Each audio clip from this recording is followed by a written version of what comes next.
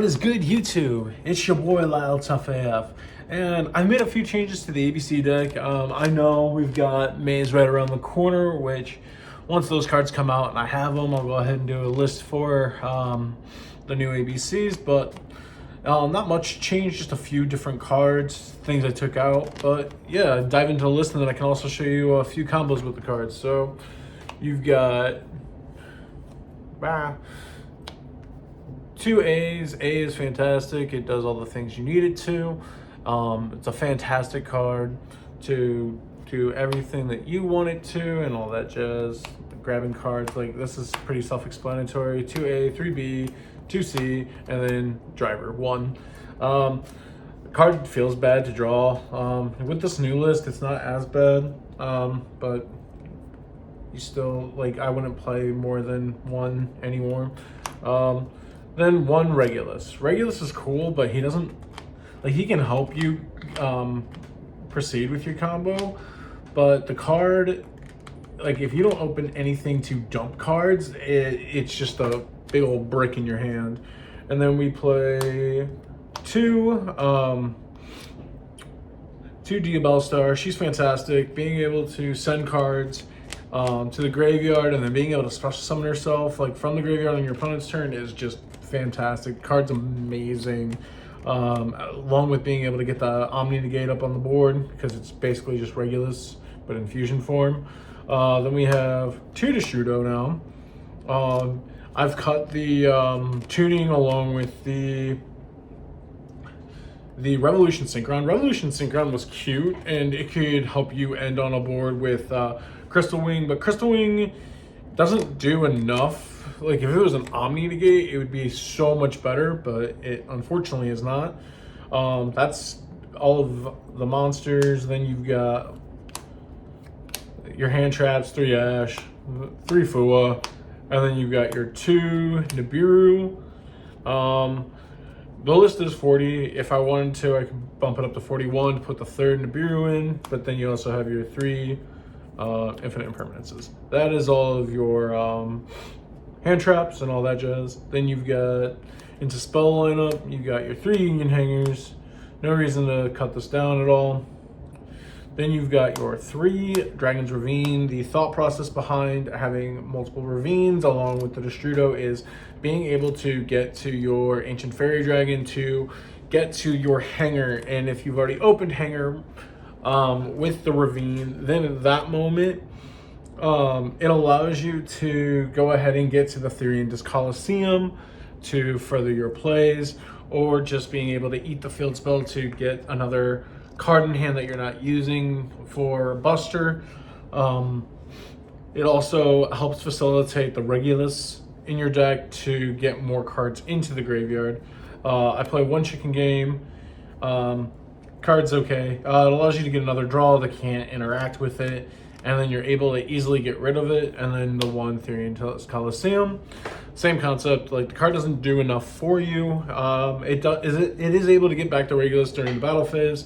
When a monster is destroyed, you're not going to be using the protection ability anymore. It's more so just reviving back the Regulus. Then you have your 1 terraforming, sadly, and the set rotation.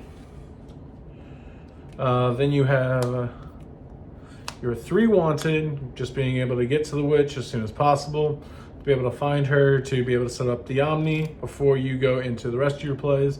Then you have Deception, Hollowed, self-explanatory, and then 1 Cult by the Grave. Then into the extra deck, boop, boop, and boop. Then you have your 3 ABC Buster Dragons. I wouldn't cut it any further, unless you plan to play a bigger list than this, which is what I'm planning to do when the new stuff comes out. 50 cards with some good stuff. Then you've got your Azamina Silva. You only need her for the Azamina package. You don't need the other ones. They don't do anything for you. Then you have your 1 Ancient Fairy Dragon. She's fantastic. Now into your plethora of Link 2s. Lina, Phoenix, SP. Lina right now is the only spot I'm considering on removing, which will then also change the sideboard as well. But with Blue Eyes coming out, and then with the amount of light monsters in graveyards, I think the card is needed. But further testing will showcase if I need it.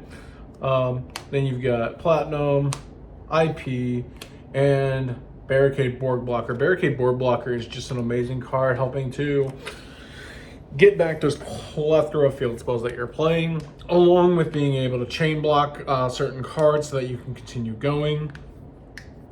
And then into the only Link 3 we were playing is Nightmare Unicorn, your 2 Link 4s, which is an Access Code Talker, and Bow. Bow is an amazing card for this deck because the amount of resources that you can circle back to your hand, and then being able to summon Buster for free out of your graveyard after you've used the initial effect of Buster to banish a card, tag out, then summon Buster, and then you can go ahead and banish another card.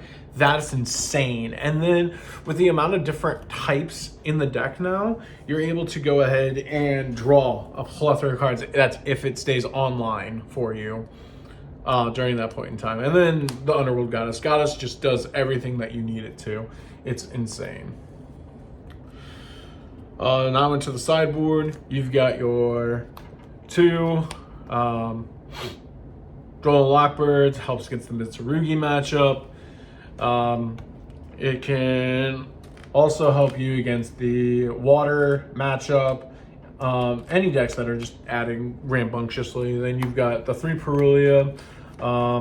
As soon as I get the Meow Mules, I'll be deciding on how I'm going to play with those as well. And don't mind the different rarities, but 3 Artifact Lancia.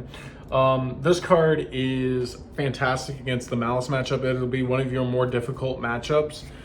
Being able to see this card is 1000% amazing. But then the other aspect of it is also being able to have the cross-out designator for this card, because everyone's having it in their side, so making sure you have the out to that card. And then you also have Book of Eclipse. I think this card is amazing just against the Ryzel matchup and other matchups you come across that create banishing. And then the last card is Secret Village of the Spellcasters, making it so that your opponent cannot play any spells whatsoever. It's more for those rogue tiered matchups where they're heavily reliant on spells, and you have Black Witch, you also have the Lina in order to stop your opponent from doing those cool things. So we can go into, let's say, a quick hand real quick. And if I don't draw it, then we'll go ahead and just pull the cards we need to show the combo.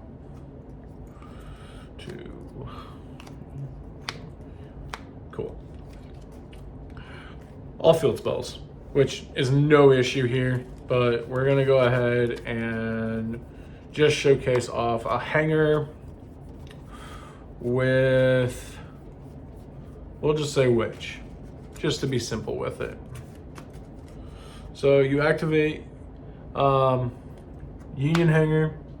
Hanger then is going to go ahead and get you B or C. Either way, it works both ways. So then you'll go ahead and normal summon the B. You'll then go ahead and use the Hanger's cool effect to equip the driver.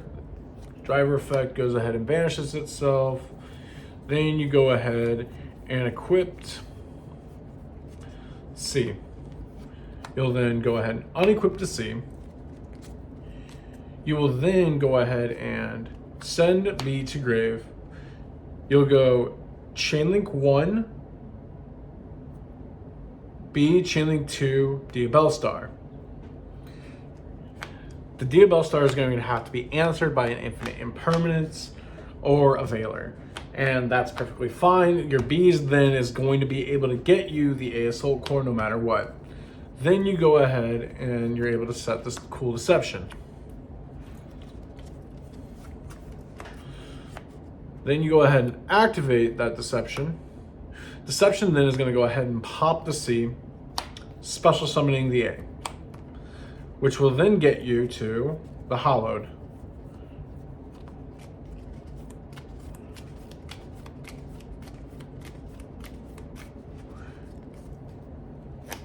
And in case you were counting, that's all 4 summons right there. That's only 4 summons off of 2 cards. Then you go ahead and activate the Hallowed. Boop. And then you summon the solo.